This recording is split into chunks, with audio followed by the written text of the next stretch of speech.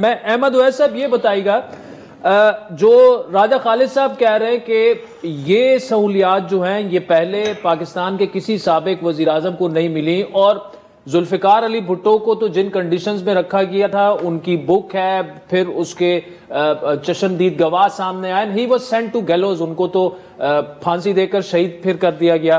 फिर नवाज शरीफ साहब की बारी आई, लेकिन इमरान खान साहब जो हैं, पीटीआई जो अभी तक क्लेम करती रही है कि वो डेथ सेल में हैं, सॉलिटरी कन्फाइनमेंट में हैं और उन्हें जेल में बड़ी सख्त कंडीशंस में रखा गया है, मिलने नहीं दिया जा रहा, तो आज तो लिस्ट भी जारी कर दी गई जिन जिन से वो मिल सकते हैं। ओवर टू यू सर, आपका क्या ख्याल है कि क्या इससे पहले भी ये चीजें हो चुकी हैं जो आज हो रही हैं?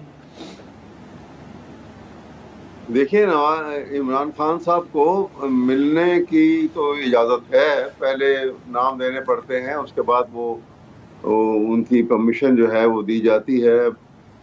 अगरचे बहुत सर्वेलेंस है, बड़ी तलाशी, और वो कोई कागज का पेपर का टुकड़ा भी ना अंदर जा सके, वो अलग बात है।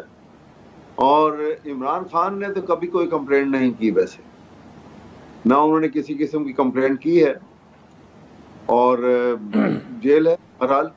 जो कमरा है वो इतना छोटा है कि उसमें मुश्किल एक सिंगल बेड है, और उसके साथ नमाज। सर उसे डेथ सेल कहा जा सकता है? डेथ सेल अहमद उवैस साहब जिसमें उनको रखा गया है?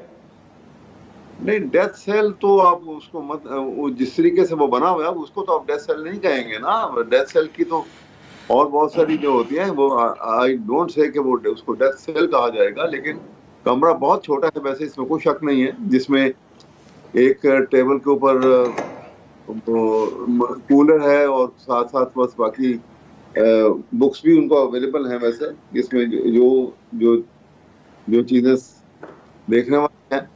लेकिन बहरहाल देखिए, जेल तो जेल है। सवाल ये है कि इस वक्त इमरान खान के तमाम जो केसेस थे, जिनको आप कह सकें कि वो बड़े केसेस थे, वो खत्म हो चुके हैं।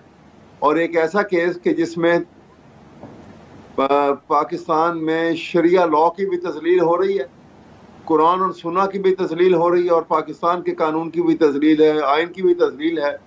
वो एक उसमें यानी इद्दत केस में ये इतना, मेरे ख्याल में इससे ज्यादा अखलाक की गिरावट जो है, बद अखलाकी की इंतहा अगर आपने देखनी है, कानून साजी तो छोड़ दें, कि दुनिया के किसी कानून में और शरिया कानून के अंदर आप किसी को इद्दत की सजा दे रहे हैं, इद्दत का पीरियड पूरा होने के 6.5 साल बाद।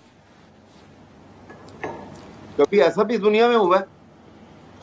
मजाक उड़ा रहे हैं आप। यानी आप इंतकाम की आग में इतना आगे निकल गए हैं कि आपने कुरान और सुन्ना और शरिया को भी पीछे छोड़ दिया, वो भी कोई हैसियत नहीं है आपके सामने। मैं इसकी बात कहूंगा आपके, बाकी ये बातें कोई बात नहीं है, जेल है तो जेल है, लेकिन ये ख्याल होना चाहिए कि आपका किस मजहब से ताल्लुक है, और उसी मजहब की तस्वीर दुनिया के सामने आप कर रहे हैं। लोग क्या कहेंगे? देखिए अहमद उवैस साहब, मैं बिल्कुल